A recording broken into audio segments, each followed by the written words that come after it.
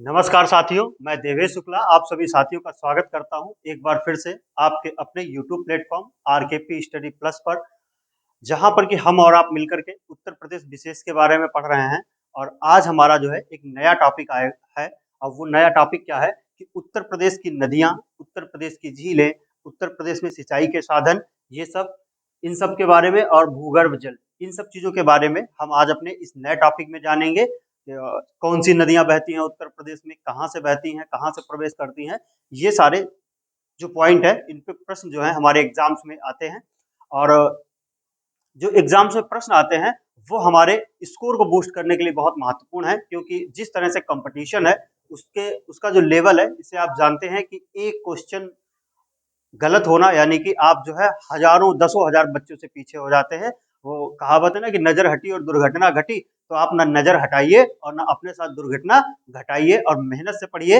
और आप जो है पक्का क्या है सक्सेस होंगे। आप अपनी लाइफ में हमेशा मेहनत जितनी ज्यादा करेंगे उतना ही ज्यादा आपके जो सक्सेस के चांसेस है ये आपके बढ़ जाएंगे। आपके माता पिता भी आपके ऊपर फक्र करेंगे कि हाँ, हमारे बेटे ने, हमारी बेटी ने, जिसके भी ऊपर मैंने विश्वास किया, जिसके ऊपर मैंने पैसा लगाया, वो आज सक्सेस है। उन्हें भी गर्व महसूस होगा और समाज में उनका कद ऊंचा होगा और आपका भी कद समाज में ऊंचा होगा। तो आज की जो क्लास है इसमें हम ये चीज को पढ़ेंगे। और क्लास को शुरू करने से पहले आप सभी साथियों से निवेदन है कि सभी चैनल को सब्सक्राइब करें। और प्लीज आप सब लोग क्या किया करिए, एक कमेंट जरूर करा करिए। पहला तो वीडियो को शुरुआत से आखिरी तक देखिए और कमेंट करिए, एक लाइक करिए और अपने दोस्तों में शेयर करिए। ठीक है, तो आज की क्लास को शुरू करेंगे अपने टॉपिक के साथ, उत्तर प्रदेश की नदियां। क्या? उत्तर प्रदेश की नदियां, उत्तर प्रदेश की प्रमुख नदियां। क्या? उत्तर प्रदेश की प्रमुख नदियां। उत्तर प्रदेश में अगर हम नदियों की बात करेंगे, अगर उत्तर प्रदेश में हम नदियों की बात करें तो हम इनको तीन भागों में बांट सकते हैं। कितने भागों में बांट सकते हैं? तीन भागों में बांट सकते हैं। जिस प्रकार से हमने मिट्टियों को तीन भागों में बांटा था। कौन सी? पर्वतीय मिट्टी यानी कि जो तराई और भावर और तराई क्षेत्र की मिट्टी थी, फिर आपका मध्य की मैदानी क्षेत्र की मिट्टी थी, और लास्ट में आपका दक्षिण की पठारी मिट्टी थी। इसी तरह से हम क्या कर सकते हैं, नदियों को भी बांट सकते हैं कि पर्वतीय यानी कि हिमालय से निकलने वाली नदियां। कौन सी नदियां? पहली आपकी हो जाएंगी हिमालय से निकलने वाली नदियां, हिमालय की नदियां, हिमालय की नदियां। दूसरा हम कह सकते हैं मैदानी क्षेत्रों से निकलने वाली नदियां। कौन सी? मैदानी क्षेत्र की नदियां, मैदानी क्षेत्र की नदियां। और तीसरा आपकी हो जाएगी पठारी क्षेत्र से निकलने वाली नदियां, यानी कि जो उत्तर प्रदेश के दक्षिण में जो पठारी यानी प्रायद्वीपीय क्षेत्र है, वहां की नदियां यानी कि पठारी नदियां, पठारी नदियां। तो हम जो है उत्तर प्रदेश में नदियां इन तीन बेसिस पे पढ़ेंगे। हिमालय से निकलने वाली नदियां, मैदानी क्षेत्र से निकलने वाली नदियां और पठारी नदियां। तो इस तरीके से क्या करते हैं, हम उत्तर प्रदेश की नदियों को हम तीन भागों में बांट सकते हैं। अब सबसे पहले हम देखेंगे हिमालय से निकलने वाली नदियां। क्या देखेंगे? हिमालय से निकलने वाली प्रमुख नदियां। तो सबसे पहली और सबसे महत्वपूर्ण नदी है गंगा नदी। क्या नाम है?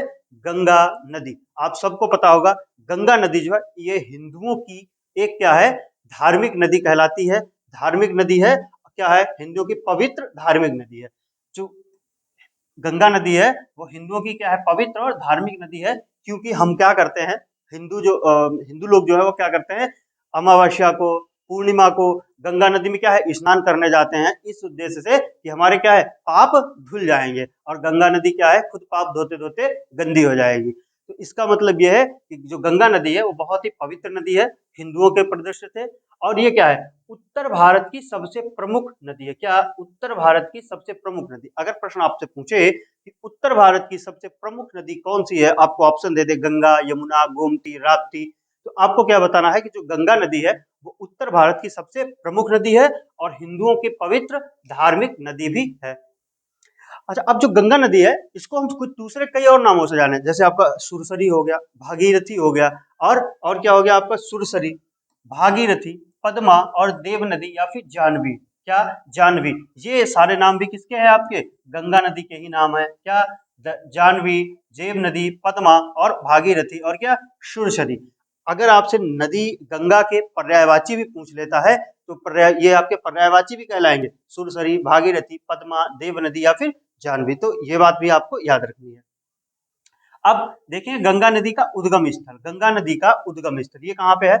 उत्तराखंड के उत्तरकाशी जिले, क्या उत्तराखंड के उत्तरकाशी जिले में। कौन से जिले में? अगर आपसे पूछे गंगा नदी का उद्गम स्थल उत्तराखंड के किस जिले से है, तो उत्तराखंड का कौन सा? उत्तरकाशी जिला। और उत्तरकाशी जिले के गंगोत्री कस्बे में। कहाँ पे? गंगोत्री कस्बे के समीप स्थित गंगोत्री ग्लेशियर। कहाँ पे? गंगोत्री ग्लेशियर के गोमुख नामक स्थान से। कौन सा नाम स्थान है? गोमुख नामक स्थान। तो गंगा नदी का उद्गम स्थल आपसे देखिए इतने प्रकार से पूछ सकता है। कहां से? प्रदेश दे दे तो उत्तराखंड, प्रदेश का जिला दे दे तो उत्तरकाशी, कस्बा गंगोत्री कस्बा। कहां से? गंगोत्री, कौन सा ग्लेशियर? गंगोत्री ग्लेशियर से। और स्थान आपका हो जाएगा गोमुख स्थान से निकलती। कहां से? गोमुख स्थान से गंगा का क्या होता है? उद्गम होता है। जब गंगा नदी आगे बढ़ती है तो देवप्रयाग में क्या है? इसमें अलकनंदा नदी मिल जाती है। कौन सी मिल जाती है? देवप्रयाग में गंगा में कौन सी नदी मिलती है? अलकनंदा मिलती है। वैसे तो ये गंगा नदी पूरा तंत्र है कि वहां से नदी निकलती है, पिंडार और ये सारी नदी निकल करके मिलती है, फिर लास्ट में जाकर के भागीरथी मिलती है, और जब वहां पे जाकर के इसका नाम गंगा पड़ता है। लेकिन अभी आपको सिर्फ इतना ही जानना है कि हम उत्तर प्रदेश विशेष के लिए पढ़ रहे हैं तो उतना ज्यादा डीपली नहीं आएगा। वो सारी चीजें आपके पीसीएस और जो उससे भी बड़े एग्जाम्स है उनमें आती हैं। लेकिन जब भी हम आपको एक दिन गंगा नदी तंत्र पढ़ाएंगे पूरा, उसमें हम आपको पूरी तरह से ये चीज समझाएंगे। तब तक के लिए आप इतना याद रखेंगे। अब अलकनंदा जो है चमोली के उत्तरी भाग में स्थित संतोपत शिखर के हिमनद हिमनद हिमनद और संतोपत ताल से निकलती। अब अलकनंदा कहां से? उत्तराखंड के चमोली जिले से। कौन सा? उत्तराखंड के चमोली जिले, ये यूके के चमोली जिले से। कहां पे? संतोपत शिखर में एक हिमनद पड़ता है, और हिमनद में क्या है? संतोपत ताल है। कौन सा है? संतोपत ताल है।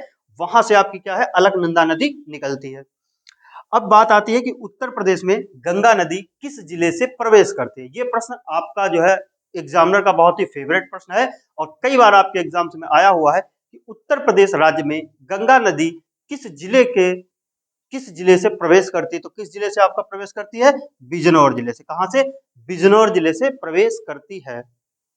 अब देखिए उत्तर प्रदेश की अगर सहायक नदियों की बात करेंगे, और पूछ लेता है कि इसमें कौन सी नदी जो है आपका दक्षिण की ओर से मिलती है या फिर कौन सी उत्तर की ओर से मिलती है, ये चीज भी आपको याद रखनी है। तो अगर सहायक नदियों की बात करेंगे तो बाईं ओर से कौन सी मिलती है? रामगंगा, गोमती, घाघरा। और दाईं ओर से कौन सी मिलती है आकर के? आपकी यमुना, टोंस, चंद्रप्रभा, कर्मनाशा आदि। तो ये कर्मनाशा, चंद्रप्रभा, टोंस, यमुना, रामगंगा, गोमती, घाघरा, ये सब क्या है? ये सारी की सारी क्या है? गंगा की सहायक नदियां। क्या है? गंगा की सहायक नदियां हैं। ये बात भी आपको याद रखनी है। गंगा नदी उत्तर प्रदेश के कुल 27 जिलों में बहती हुई बिहार में 27 भी हो सकता है और 28 भी हो सकता है। कुछ बुक्स में आपका 27 जिले लिखे हुए हैं और कुछ बुक्स में आपके 28 जिले हैं। तो आपको याद रखना है 27 है 28 नहीं है तो 27 सही है, और 28 है 27 नहीं है तो आपका 28 सही है। तो आप इस बात को याद रखें। ये कहाँ चली जाती है? बिहार में चली जाती है, और बिहार से फिर झारखंड, और झारखंड से फिर पश्चिम बंगाल होते हुए ये क्या है? आपका बंगाल की खाड़ी में गिर जाती है, और क्या बनाती है? गंगा ब्रह्मपुत्र नदी, जो कि आपका बांग्लादेश से होते हुए आती है, और ये क्या है? गंगा और ब्रह्मपुत्र का डेल्टा बनाती है। कहां पर? आपका पश्चिम बंगाल में। और ये बे ऑफ बंगाल यानी कि बंगाल की खाड़ी में गिर जाती है। ये भी आपको याद रखना है। अगली नदी है यमुना नदी। कौन सी? यमुना नदी। अब यमुना नदी का उद्गम स्थल क्या है? यमुना नदी का जो उद्गम स्थल है वो है बंदरपूछ। क्या है? बंदरपूछ के पश्चिमी ढाल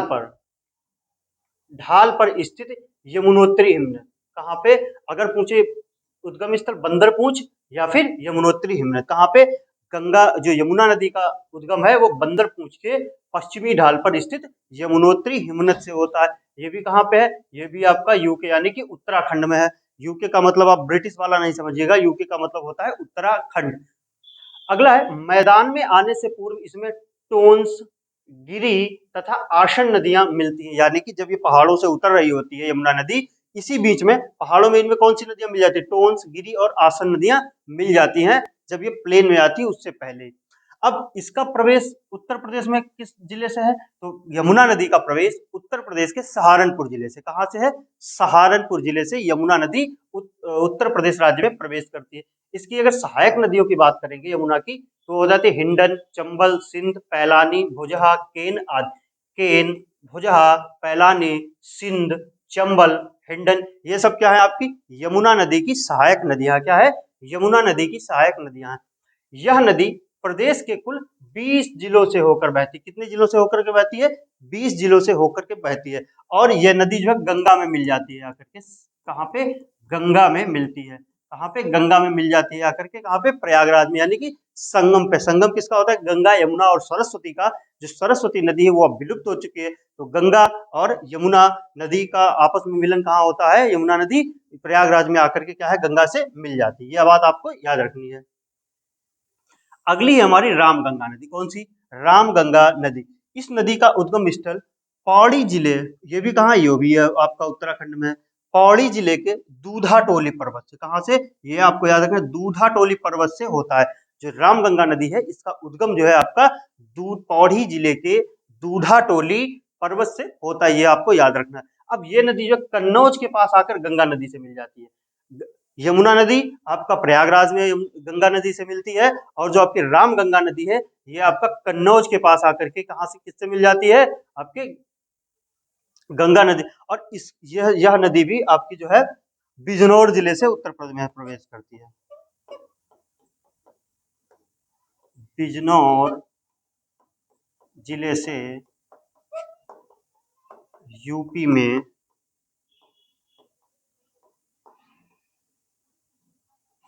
प्रवेश करती है।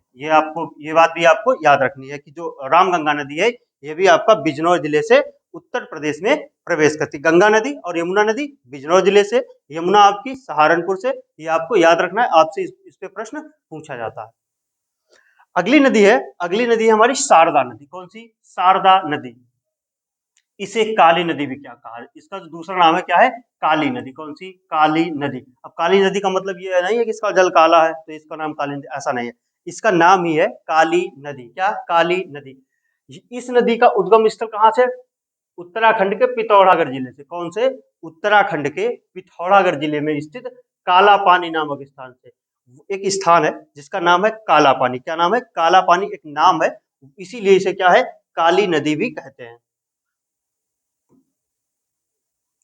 और काला पानी नामक स्थान से तथा गौरी गंगा मिलन हिमनद, गौरी गंगा मिलान हिमनद इनसे निकलती है। पिथौरागढ़ के काला पानी नामक स्थान से और गौरी गंगा मिलान हिमनद से निकलती कौन सी? आपकी शारदा नदी। टनकपुर के बाद इसे शारदा नदी कहते हैं। मतलब जब ये ऊपर होती है तब इसका नाम क्या होता है? काली नदी होता है, लेकिन जब ये टनकपुर के आगे आती है तो आपका क्या हो जाता है? इसका नाम हो जाता है शारदा नदी। अब ये जो नदी है ये आपकी पीलीभीत जिले से उत्तर प्रदेश में प्रवेश करती है। कहां से? पीलीभीत जिले से आपकी शारदा नदी उत्तर प्रदेश राज्य में प्रवेश करती है। ये बात भी आपको याद रखनी है। बहराम घाट के निकट पहुंचकर यह करनाली नदी से मिलती है। जो बहराम घाट है ये यहाँ पहुंचकर किस नदी से मिलती है? आपकी करनाली नदी से मिल जाती है। कौन सी? आपकी शारदा नदी। तो ये बात आपको याद रखनी है कि जो शारदा नदी है वो बहराम घाट के पास आकर के किस नदी से मिल जाती है? आपकी करनाली नदी से मिलती है। अगली है घाघरा। क्या? घाघरा नदी। इस नदी को करनाली नदी भी कहते हैं। क्या? घाघरा नदी को ही करनाली नदी भी कहते हैं। क्या? घाघरा नदी को का ही दूसरा नाम क्या है आपका? करनाली नदी। क्या? करनाली नदी। इस नदी का उद्गम स्थल तिब्बत के पठार पर स्थित मापचा चुंगो हिमनद। कौन सा? मापचा चुंगो हिमनद से होता है। ये बात आपको याद रखनी है। घाघरा नदी का जो उद्गम स्थल है वो तिब्बत में स्थित मापचा चुंगो हिमनद से होता है। कहां से? तिब्बत के पठार पर स्थित मापचा चुंगो हिमनद से होता है। अगला है, यह नदी बिहार के छपरा स्थान पर गंगा में मिलती है। जो घाघरा नदी है ये आपकी बिहार के छपरा में कहां से किससे मिल जाती है? आपकी गंगा नदी से मिल जाती है। कौन सी नदी? आपकी घाघरा नदी। अगली नदी है आपकी राप्ती नदी। कौन सी? राप्ती नदी। अब देखिए, अब तक हमने देखी हिमालय से निकलने वाली नदियां। क्या?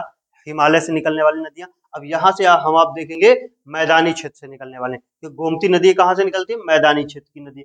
तो राप्ती नदी का उद्गम स्थल नेपाल के रुकुमकोट के समीप है, यानी कि नेपाल के रुकुमकोट से कौन सी निकलती है आपकी राप्ती नदी, कौन सी राप्ती नदी।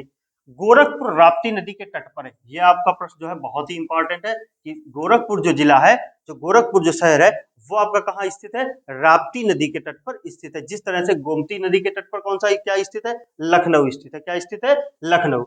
यह नदी देवरिया के बरहज नामक स्थान से घाघरा नदी में मिल जाती है। तो राप्ती नदी है वो देवरिया का बरहज नामक एक स्थान है, वहां किस नदी से मिल जाती है आपकी, घाघरा नदी से मिल जाती है। ये सारी चीजें आपको याद रखनी है। अगर आपको इस तरह से नहीं समझ में आ रहा है, कि आपको रिवीजन करने में दिक्कत होती है, दिक्कत अगर हो तो आप क्या कर सकते हैं, वैसे मैंने इस तरह से इन चीजों को लिखा है कि आपको कोई दिक्कत नहीं होनी चाहिए, लेकिन फिर भी अगर आपको लगता है तो आप अपने आप से नोट्स जरूर बनाएं और अपने आप से रिवीजन करें। अगली नदी है गोमती नदी। क्या, गोमती नदी। यह नदी एक स्थलीय नदी है। क्या, कैसी नदी है, एक स्थलीय नदी है। इस नदी का उद्गम स्थल पीलीभीत जिले में स्थित फुलहर ताल, क्या, या फिर गोमत ताल से होता है। जो गोमती नदी है इसका उद्गम जो स्थल है वो आपका कहाँ से है, पीलीभीत में स्थित फुलहर ताल या फिर गोमत ताल से होता है। किससे, फुलहर ताल या फिर गोमत ताल से होता है। यह नदी गाजीपुर के निकट कैथी कैथी नामक स्थान पर गंगा नदी में मिल जाती है। जो आपकी गोमती नदी है वो गंगा नदी में मिल जाती है। कहाँ पर, गाजीपुर में। अब गाजीपुर कहाँ है, तो गाजीपुर आपका है बिहार में। कहाँ पे है गाजीपुर आपका, गाजीपुर है आपका बिहार में।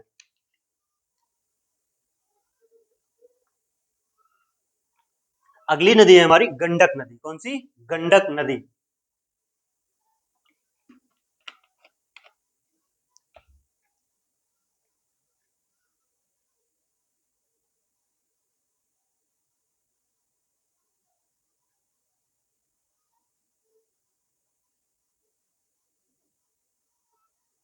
तो गंडक नदी के बारे में देखेंगे। गंडक नदी, तो गंडक नदी ये कहां से निकलती है, नेपाल में काली वो त्रिशूल गंगा के संगम से निकलने वाली शालिग्रामी नदी। कौन सी नदी, शालिग्रामी नदी। अगर आपसे पूछे कौन सी, किस नदी को हम शालिग्रामी नदी कहते हैं, तो आपकी कौन सी नदी हो जाएगी, गंडक नदी। कौन सी, गंडक नदी। जो गंडक नदी है ये नेपाल की काली वो त्रिशूल गंगा के संगम से निकलती, कौन से, कहां से निकलती है, काली और त्रिशूल गंगा के संगम से निकलती है। निकलने वाली शालिग्रामी नदी आगे बढ़ने पर नारायणी फिर गंडक के नाम से जानी जाती है। यहाँ से निकलती तो इसका नाम होता है क्या, शालिग्रामी नदी। फिर आगे जाकर के इसे नारायणी नदी कहते हैं और अंत में इसे क्या कहते हैं, गंडक नदी कहते हैं। क्या कहते हैं, गंडक नदी। तो इस तरह से भी याद रख सकते हैं, नारायणी नदी, गंडक नदी और शालिग्रामी नदी। शालिग्रामी नदी ये कौन सी है, ये एक ही नदी है। कौन सी है, एक ही नदी है। यह नदी पटना के निकट गंगा से मिल, गंडक नदी जो है वो आपके पटना के निकट गंगा से मिल जाती है। ये बात भी आपको याद रखना है। अगली है चंबल नदी। चंबल नदी का उद्गम मध्य प्रदेश के इंदौर के पास महू के निकट स्थित जनापाव की पहाड़ी से होता है। अगर आपसे डायरेक्ट पूछे कि चंबल नदी का उद्गम स्थल कहाँ पे है, तो आपको बताना है जनापाव की पहाड़ी से। अगर आपसे पूछे कि चंबल नदी का उद्गम स्थल किस प्रदेश में है, तो आपको पता होना चाहिए मध्य प्रदेश में। मध्य प्रदेश के पास कहाँ पे, इंदौर जिले के महू के निकट। कहाँ से, महू एक स्थान पड़ता है, वहां से क्या है आपकी चंबल नदी निकलती है। यह नदी पंचानद स्थान पर यमुना नदी मिलती है। कहाँ पे, पंचानद स्थान पर, कहाँ किससे मिलती है आपकी, यमुना से। यानी कि चंबल नदी है ये यमुना नदी की क्या है, एक सहायक नदी है। अगला है बेतवा। कौन सी नदी, बेतवा नदी। तो इस नदी को बेत्रबती नदी भी कहते हैं। क्या कहते हैं, बेत्रबती नदी भी कहते हैं। किसको, बेतवा नदी को। यह नदी मध्य प्रदेश के भोपाल के दक्षिण पश्चिम से निकलती है। ये भी याद रखना है। बेतवा नदी भी कहाँ से निकलती है आपकी, यमपी से निकलती है। कहाँ से निकलती है, यमपी से निकलती है। हमीरपुर के निकट या यमुना नदी से मिल जाती है। हमीरपुर के निकट ये यमुना नदी से, यानी कि यमुना की एक और सहायक कौन सी हो गई आपकी, बेतवा नदी। दूसरी आपकी चंबल नदी। चंबल, बेतवा ये सब किसकी सहायक नदी है आपकी, यमुना की। गंडक, रामगंगा ये सब किसकी, ये सब किसकी सहायक नदियां आपकी, गंगा नदी की सहायक नदियां हैं। ये बात आपको याद रखनी है। अगली है सिंध नदी। कौन सी, सिंध नदी। इसे काली सिंध भी कहते हैं। सिंध नदी को क्या कहते हैं, काली सिंध भी कहते हैं। यह नदी राजस्थान के टोंक जिले से निकलकर जालौन के उत्तर में यमुना नदी से मिल जाती है। ये भी क्या है, यमुना की सहायक है, यमुना की सहायक। यमुना की सहायक कौन सी है? सिंध नदी। कहां से निकलती है आपकी? इसका उद्गम कहां से है आपका? राजस्थान से। कहां से? राजस्थान से है। ये चीज आपको याद रखनी है। अगली है टोंस नदी। इसका उद्गम स्थल मैहर के निकट तमसा कुंड से होता है। किससे? मैहर के निकट तमसा कुंड से आपकी टोंस नदी का उद्गम होता है। बिहार जलप्रपात इसी नदी पर स्थित है और इसकी ऊंचाई है 110। कितनी? 110 मीटर क्या है इसकी ऊंचाई है। किसकी? बिहार जलप्रपात किस नदी पर है आपका? टोंस नदी पर स्थित है। किस नदी पर? टोंस नदी पर स्थित है।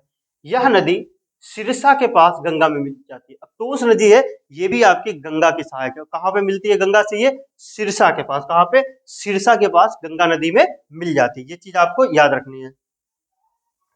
अगली है केन नदी। कौन सी? केन नदी। इस नदी का दूसरा नाम कर्णवती है। कौन सा है? कर्णवती नाम किस नदी का है? तो वो केन नदी का है। किसका? केन नदी का नाम क्या है? कर्णवती। उद्गम स्थल इसका क्या है? कैमूर पहाड़ियों की उत्तरी ढाल। ये जो है कैमूर पहाड़ियां जो है उसके उत्तरी ढाल से इस नदी का उद्गम होता है। यह नदी बांदा में ही भुजहा के निकट, भुजहा है यहाँ पे, भुजहा के निकट यमुना नदी में मिल जाती है। यानी कि जो केन नदी है ये भी आपकी किसकी सहायक नदी है? ये भी आपकी यमुना की सहायक नदी है। ये बात आप याद रखेंगे। दो तीन नदियां और हैं, उनको देख लें। सोन नदी है, इसका ये निकलती है अमरकंटक की पहाड़ी से, सोना कुंड नामक स्थान से निकलती है। कौन सी? सोन नदी। बनास, गोपद, रिहंद, कुन्हार आदि ये क्या है? ये सब सोन नदी की क्या है? सहायक नदियां। क्या है? सहायक नदियां हैं। सहायक नदियां, सहायक नदियां हैं। कौन सी? बनास, गोपद, रिहंद और कुन्हार ये सब क्या है? आपकी सोन नदी की क्या है? सहायक नदियां। अगली है हिंडन नदी। हिंडन नदी ऊपरी शिवालिक की तलहटी से निकलती है। हिंडन नदी का उद्गम स्थल कहाँ पे है? ऊपरी शिवालिक की तलहटी से हिंडन नदी निकलती है। तो ये जो है आपकी नदियां जो है यहाँ पर समाप्त होती है उत्तर प्रदेश की। ये इतनी नदियां हैं, इनके बारे में हमने आपको बताया। अगर आप इतने पढ़ लेते हैं तो किसी भी एग्जाम में आपका क्वेश्चन छूटेगा नहीं नदियों से रिलेटेड, उत्तर प्रदेश की नदियों से रिलेटेड। भारत की नदियां तो बहुत सारी हैं, वो आप पढ़ेंगे तो कम से कम आपको 3 से 4 क्लासेस लगेंगी। लेकिन आपका उत्तर प्रदेश में कौन सी नदियां बहती ये हमने आपको अभी तक बताया है। अब हम देखेंगे उत्तर प्रदेश की प्रमुख झीलें। क्या देखेंगे? उत्तर प्रदेश की प्रमुख झीलें।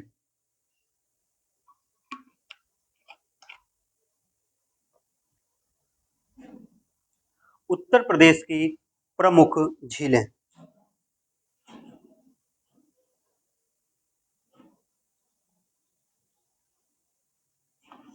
झीलों के बारे में पढ़ेंगे कि उत्तर प्रदेश में कौन सी प्रमुख झीलें हैं। एग्जामिनर आपसे डायरेक्ट पूछता है कि कीथम झील या सूर सरोवर झील उत्तर प्रदेश के किस जिले में स्थित है या क्या किस स्थान पर स्थित है। तो आपको ये ऐसे याद रखनी है।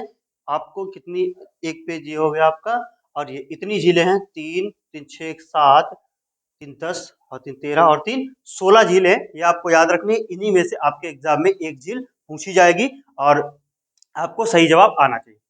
पहला है कीथम झील या फिर सूर सरोवर झील। कौन सी? कीथम झील या फिर सूर सरोवर झील। ये आपकी कहाँ पे स्थित है? आगरा में। कहाँ पे स्थित है? आगरा में। अगली है गौर झील। ये आपकी है रामपुर में। कहाँ पे है? रामपुर में। गोखुर झील या इसे बड़ा ताल भी कहते हैं। क्या कहते हैं? बड़ा ताल। गोखुर झील या बड़ा ताल ये आपका कहाँ पे स्थित है? शाहजहांपुर में। कहाँ पे? शाहजहांपुर में। अगली है बरुआ सागर झील। क्या? बरुआ सागर झील ये आपकी है झांसी में। कुंद्रा समुद्र झील ये आपकी उन्नाव में है। कहाँ पे? उन्नाव में है। मदन सागर झील आपकी महोबा में है। बेला सागर झील आपकी ये भी महोबा में है। चितौरा झील ये बहराइच में है। दरवन झील आपकी अंबेडकर नगर में। कहाँ पे है? अंबेडकर नगर में। एक बार फिर से देखेंगे, कीथम झील आगरा, गौर झील रामपुर, गोखुर या बड़ा ताल शाहजहांपुर, बरुआ ताल बरुआ सागर झील झांसी, कुंद्रा समुद्र उन्नाव, मदन सागर झील महोबा, बेला सागर झील महोबा, चितौरा झील महोबा, चितौरा झील बहराइच और दरवन झील आपकी अंबेडकर नगर में हो जाएगी। आगे देखेंगे कुछ और झीलें हैं। कौन सी? सुरहा ताल ये कहाँ पे? आपका बलिया में। ये बहुत इंपॉर्टेंट है, कई बार आपके एग्जाम में पूछा गया कि सुरहा ताल बलिया में। करेला झील लखनऊ में। ये दोनों ही आपके बहुत इंपॉर्टेंट है। करेला झील लखनऊ में, सुरहा ताल बलिया में, समसपुर झील रायबरेली में और समसपुर पक्षी विहार भी है। ये बात आपको याद रखनी है। बलहापारा झील ये कानपुर में है। आंधी ताल या अंधी ताल ये आपकी कानपुर नगर में। कहाँ पे है? कानपुर नगर में है। रामगढ़ ताल गोरखपुर में है। शेखा झील ये आपकी अलीगढ़ में। शेखा झील कहाँ पे? आपकी अलीगढ़ में है। ये बातें आपको याद रख। एक बार फिर से देखें, सुरहाताल बलिया, करेला झील लखनऊ, समसपुर झील बरेली, बल्हापारा झील कानपुर, आंधीताल कानपुर नगर, रामगढ़ ताल गोरखपुर और शेखा झील आपकी अलीगढ़। क्या शेखा झील आपकी अलीगढ़ में हो जाएगी। तो ये इतनी झीलें हैं जो आपको याद रखनी है। अब देखेंगे उत्तर प्रदेश की प्रमुख नहरें। उत्तर प्रदेश की प्रमुख नहरें। अब आपको पता होगा कि जो नदियां हैं वो बहुत बड़ी बड़ी नदियां होती हैं, वो अपने रास्ते चलती हैं। अब उनमें से अब नदियां एक अपने रास्ते पे चलती हैं, उसके आसपास बहुत क्षेत्र होता है जहां पे नदियों का पानी नहीं पहुंच पाता है। वहां पे पहुंचाने के लिए हम क्या करते हैं, एक बैराज बनाते हैं, आपका जो बांध बनाते हैं, और वहां से क्या है, छोटी छोटी नहरों को निकाल देते हैं। कहाँ से निकाल देते हैं, छोटी छोटी नहरों को निकाल देते हैं। अब ऐसे समझिए, जैसे ये कोई नहर बह रही है, ये कोई नहर है, इसके आसपास ये पूरा क्षेत्र है, जिसे क्या है, ये नहर नहीं, ये नदी है, नदी है। अब यहाँ पे क्या किया, यहाँ पे मान लीजिए एक बना दिया, क्या बैराज बना दिया या फिर आपका बांध बना दिया, और यहाँ से एक ये निकाल दी नहर, एक ये निकल गई नहर, एक यहाँ ये निकल गई नहर। क्या निकाल दी, नहर। तो यहाँ से नहर निकल निकल गई। अब मान लीजिए नदी का पानी तो यहीं तक आ पाएगा सिंचाई के लिए, लेकिन अब आपको आगे जाना है तो नहरें बना दी जाती हैं, नहरें बना दी गई। अब ये हो जाती है आपकी नहर। अब क्या है, अब नहरों का पानी भी यहीं तक सीमित है। अब नहरों से क्या निकाल दिए जाते हैं, छोटे छोटे नाले निकाल दिए जाते हैं। ऐसे छोटे छोटे क्या निकाल दिए जाते हैं, नाले। यूं इस तरह से नाले निकाल दिए जाते हैं। और ये जो नाले हैं ये क्या करते हैं, आपके सिंचाई के काम में आते हैं। नालों से क्या है, सिंचाई। तो एक तरीके से देखा जाए तो सिंचाई में हमारी कौन क्या चीजें प्रयोग में आती है, नदियां। फिर नदियों से छोटी नहरें निकाली जाती है, फिर नहरों से छोटे छोटे नाले निकाले जाते हैं, जो कि कृषि के काम में सिंचाई के लिए उपयुक्त होते हैं। और क्या है, खेतों तक आपके पहुंच पाते हैं। तो ये बात आपको याद रखनी है कि नदी, नाले और नहरें, इनमें क्या अंतर है और ये कैसे काम करते हैं, ये चीज भी आपको याद रखनी है। तो अब देखेंगे हम उत्तर प्रदेश की प्रमुख नहरें। पहली नहर है ऊपरी गंगा नहर। क्या, ऊपरी गंगा नहर। इसका निर्माण होता है आपका 1840 में। कब होता है, 1840 में। इस नहर को हरिद्वार के समीप गंगा के दाहिने किनारे, जो ऊपरी गंगा नहर है, ये गंगा के दाहिने किनारे से निकाली जाती है, और इसकी जो निर्माण है वो 1840 में होता है। अगली है मध्य गंगा नहर। कौन सी, ऊपरी गंगा नहर, मध्य गंगा नहर और निचली गंगा नहर, तीन गंगा नहर। तो जो मध्य गंगा नहर है, ये बिजनौर जनपद के समीप गंगा नदी पर बैराज, क्या, गंगा नदी पर बैराज का निर्माण करके 115 किलोमीटर लंबी नहर, मुख्य नहर को ऊपरी गंगा नहर से मिलाया जाता है। इस नदी को क्या है, आपका गंगा नदी पर बैराज बना करके 115 किलोमीटर लंबा करके क्या है, इस मध्य गंगा नहर को ऊपरी गंगा नहर में मिलाया जाता है। ये बात आपको याद रखनी है। बिजनौर जिले, निचली गंगा नहर, इसका निर्माण होता है 1878 में। किसमें, 1878 में। यह नहर नरौरा बुलंदशहर नामक स्थान पर गंगा से निकलती है। देखिए, जो ऊपरी गंगा नहर है ये हरिद्वार के निकट निकलती है। मध्य गंगा नहर बिजनौर के पास से, और निचली गंगा नहर बुलंदशहर के पास से निकाली जाती है। ये बात आपको याद रखनी, आपके एग्जाम में पूछता है। तो इसलिए आपको ऊपरी गंगा नहर हरिद्वार, मध्य गंगा नहर बिजनौर, और निचली गंगा नहर आपकी नरौरा बुलंदशहर के पास से गंगा नदी से निकाली जाती है। ये बात आपको याद रखनी है। अगली है रामगंगा नहर। इसका निर्माण हुआ 1975 में। कब हुआ, 1975 में आपकी रामगंगा नहर का निर्माण होता है। और यह नहर जो है उत्तराखंड के पौड़ी जिले में कालागढ़ नामक स्थान पर रामगंगा, क्या, रामगंगा नदी पर बनाया जाता है क्या, बांध। और वहां से क्या है, इस नहर का निर्माण किया जाता है। किसका, रामगंगा नहर। एक रामगंगा नदी है और दूसरा आपका रामगंगा नहर भी है। ये बात आपको याद रखनी है। अगली है आगरा नहर। क्या, आगरा नहर। इसका निर्माण होता है 1874 में। कब होता है, 1874 में। इस नहर को दिल्ली के पास ओखला से, इससे ओखला से यमुना के दाहिने किनारे से निकाला जाता है। याद रखना है, जो आगरा नहर है ये यमुना नदी से निकाली जाती है। किस नदी से, आपकी यमुना नदी से निकाली जाती है, आपकी कौन सी, आगरा नहर। फिर है पूर्वी यमुना नहर। यह राज्य की सबसे पुरानी नहर है, और इसका निर्माण 1830 में हुआ था। कब हुआ था, 1830 में हुआ था। जो पूर्वी यमुना नहर है वो राज्य की सबसे पुरानी नहर है, और इसका निर्माण 1830 में हुआ था। शारदा नहर, यह प्रदेश की सबसे बड़ी नहर है। क्या, सबसे पुरानी पूर्वी यमुना नहर, और सबसे बड़ी वो आपकी है शारदा नहर। कौन सी, शारदा नहर। अगली है गंडक नहर। यह नदी उत्तर प्रदेश और बिहार राज्य की एक संयुक्त नहर प्रणाली है। जो गंडक नहर है वो आपकी यूपी और आपके बिहार राज्य की क्या है, संयुक्त नहर प्रणाली है। ये बात आपको याद रखनी है।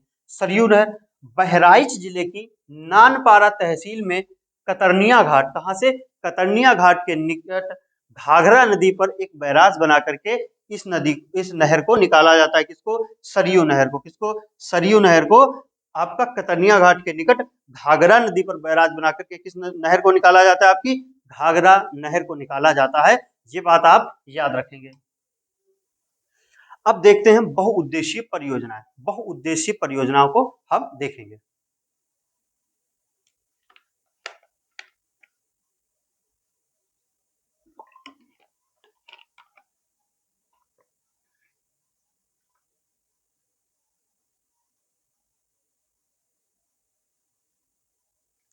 बहुउद्देशीय परियोजना का मतलब क्या है? बहु माने हो गया बहुत, और उद्देश्य यानी कि बहुत से उद्देश्यों को जो एक परियोजना पूरी करती है उसे क्या कहते हैं, बहुउद्देशीय परियोजना कहते हैं।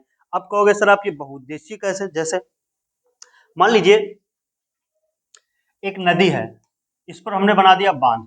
ये क्या हो गया हमारा, बांध हमने बना दिया। अब बांध बना दिया, ये परियोजना लाए, बांध बना दिया। अब इससे हम क्या क्या करते हो, यहाँ से जब हमने बांध बनाया तो यहाँ से हम नहर भी निकाल सकते हैं। ये क्या करेगी, सिंचाई करेगी। क्या कर सकते हैं, सिंचाई के साधन, सिंचाई के उद्देश्य की हमारे पूर्ति करेगी।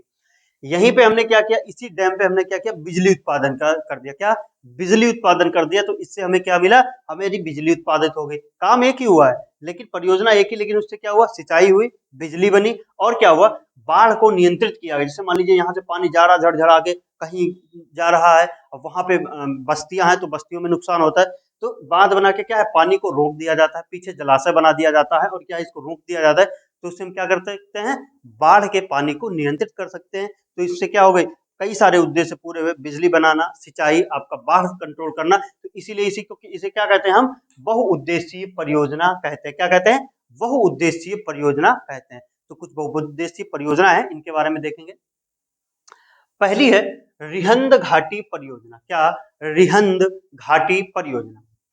यह परियोजना सोनभद्र जिले में रिहंद नदी पर पिपरी नामक स्थान पर स्थित है। जो रिहंद घाटी परियोजना है ये आपकी सोनभद्र जिले में है, रिहंद नदी पर है और पिपरी नामक स्थान पर है। ये आपको तीनों पॉइंट याद रखने हैं। इस परियोजना से वाराणसी, सोनभद्र और मिर्जापुर जिलों में क्या होती है, सिंचाई की जाती है। कहाँ पे, वाराणसी, सोनभद्र और मिर्जापुर जिलों में क्या की जाती है, आपकी सिंचाई की जाती है। ये आपको याद रखना है। अगली है वानसागर नहर परियोजना। कौन, वानसागर नहर परियोजना। यह परियोजना उत्तर प्रदेश, मध्य प्रदेश और बिहार की संयुक्त परियोजना। जो बाणसागर परियोजना है वो यूपी, एमपी और बिहार की कैसी है, संयुक्त परियोजना। कैसी है, संयुक्त परियोजना है। इसका निर्माण मध्य प्रदेश के शहडोल जिले में सोन नदी पर किया गया है। याद रखना है, बाणसागर परियोजना सोन नदी पर है। कहां पर, मध्य प्रदेश के शहडोल जिले में है। यूपी, एमपी और बिहार तीन राज्यों की कैसी है, सम्मिलित परियोजना है। उत्तर प्रदेश के प्रयागराज और मिर्जापुर जिलों में इससे सिंचाई होती है। कहां पे, प्रयागराज और मिर्जापुर जिलों में आपकी वानसागर परियोजना से क्या है, सिंचाई की जाती है। अगला है राजघाट बांध एवं नहर परियोजना। क्या, राजघाट बांध एवं नहर परियोजना। तो राजघाट, और ये हमारी जो है अंतिम परियोजना होगी। यह परियोजना उत्तर प्रदेश के ललितपुर जिले में बेतवा नदी पर राजघाट के समीप स्थित है। कहाँ पे, ललितपुर में है, बेतवा नदी पर है, और एक स्थान पड़ता है राजघाट, वहां पर यह परियोजना है। कौन सी, आपकी राजघाट बांध एवं नहर परियोजना। यह परियोजना उत्तर प्रदेश और मध्य प्रदेश की संयुक्त परियोजना। ये वाली जो है ये आपकी यूपी और एमपी की कैसी संयुक्त परियोजना है। वर्तमान में इस परियोजना का नाम रानी लक्ष्मीबाई परियोजना कर दिया गया है। क्या, वर्तमान में जो आपकी ये परियोजना है, क्या राजघाट बांध एवं नहर परियोजना, इसका नाम बदलकर क्या कर दिया गया, रानी लक्ष्मीबाई परियोजना कर दिया गया है। अगला है, इस परियोजना से उत्तर प्रदेश के ललितपुर, झांसी, जालौन एवं हमीरपुर जिले लाभान्वित होते हैं। कौन कौन से जिले, ललितपुर, झांसी, जालौन एवं हमीरपुर जिले लाभान्वित होते हैं। तो आज की क्लास को यहीं पे समाप्त करेंगे, और हमने आपने देखा नदियां, नहरें, झीलें और आपकी बहुउद्देशीय परियोजनाएं, और जो सिंचाई वाला जो पोर्शन है वो हम आपको एमसीक्यू में कवर करेंगे। उसमें एक ही दो प्रश्न बनते हैं कि उत्तर प्रदेश में सबसे ज्यादा सिंचाई किस माध्यम से होती है। आपका नलकूप हो गया, तालाब हो गया, नहरें हो गया, झीलें हो गई, तो आपको यहीं से 1-2 प्रश्न बनते हैं। तो उत्तर प्रदेश में सबसे ज़्यादा जो सिंचाई होती है वो आपकी नलकूपों से होती है। नलकूप मतलब बोरवेल। जो भी हमारे साथी गाँव से रिलेटेड हैं, गाँव से जुड़े हैं, उनको पता होगा कि जो खेतों में हम बोरिंग करते हैं, वो वही उसी को हम क्या कहते हैं? बोरवेल कहते हैं या फिर उसी को हम नलकूप कहते हैं। क्या कहते हैं? नलकूप भी कहते हैं। तो इसी के साथ में आज की क्लास को यहीं पे समाप्त करेंगे और आप सभी लोग मेहनत से पढ़ते रहिए और हम आपके लिए अगली क्लास में लाएँगे इसी टॉपिक पे बेस्ड एमसीक्यू। तब तक के लिए धन्यवाद। राधे-राधे।